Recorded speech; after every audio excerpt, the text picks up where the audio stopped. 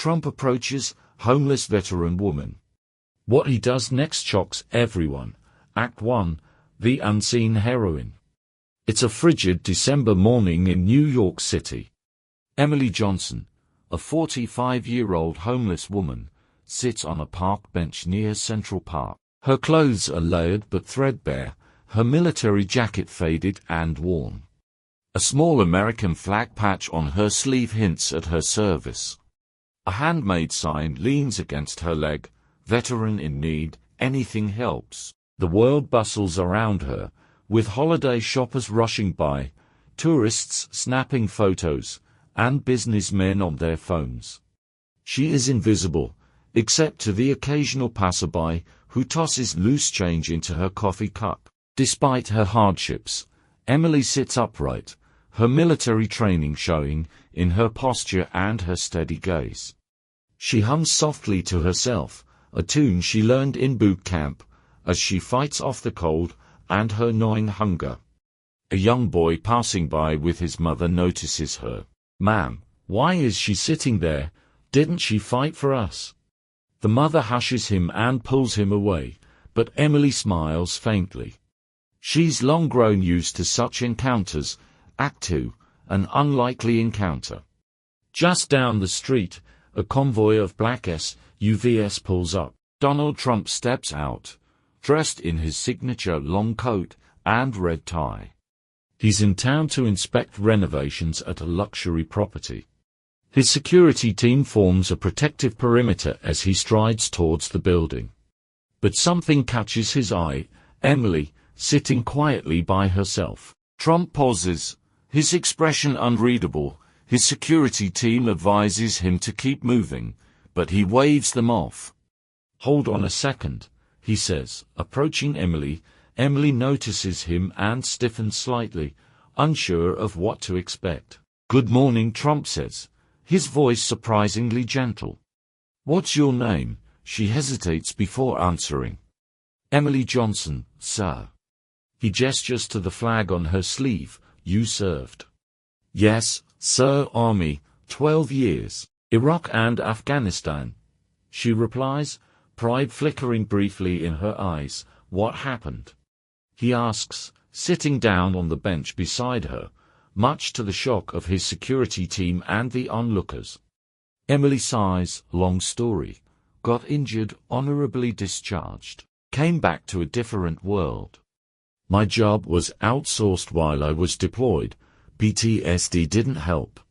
Lost my apartment when I couldn't keep up with the rent. Been on the streets ever since."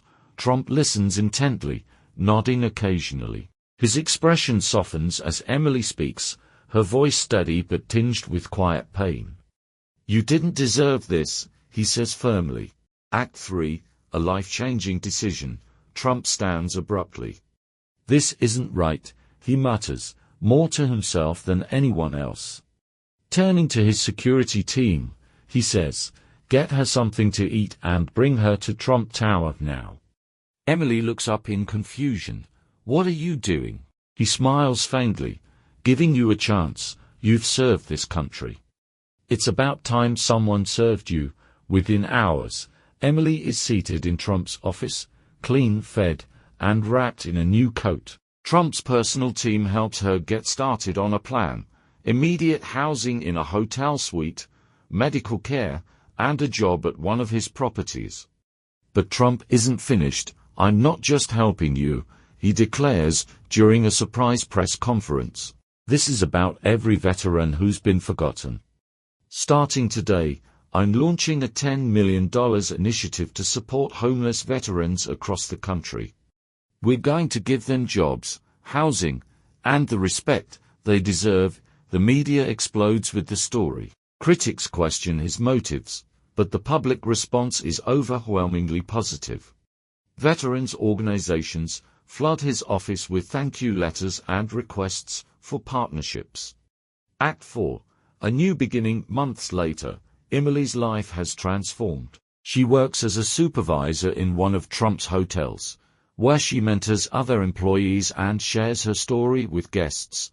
But she doesn't stop there. Using her platform, She starts a non-profit to support homeless veterans, providing resources for job training, mental health support, and transitional housing. Emily's journey inspires others, and she becomes a frequent guest on talk shows and podcasts. In one interview, she says, "I never expected my life to change like this. One act of kindness can create a ripple effect. I'm living proof of that." Act 5, Full Circle. On a sunny spring day, Emily returns to Central Park, not as a homeless veteran, but as a guest of honor for a community event supporting veterans. She sits on the same bench where Trump first approached her, now surrounded by people eager to shake her hand and thank her for her advocacy. Trump, watching from the sidelines, smiles and gives her a thumbs up. She nods back, grateful for the unlikely encounter that changed her life and for the opportunity to pay it forward. Would you like any specific elements expanded further, like Emily's backstory, the public reaction, or the nonprofit's impact?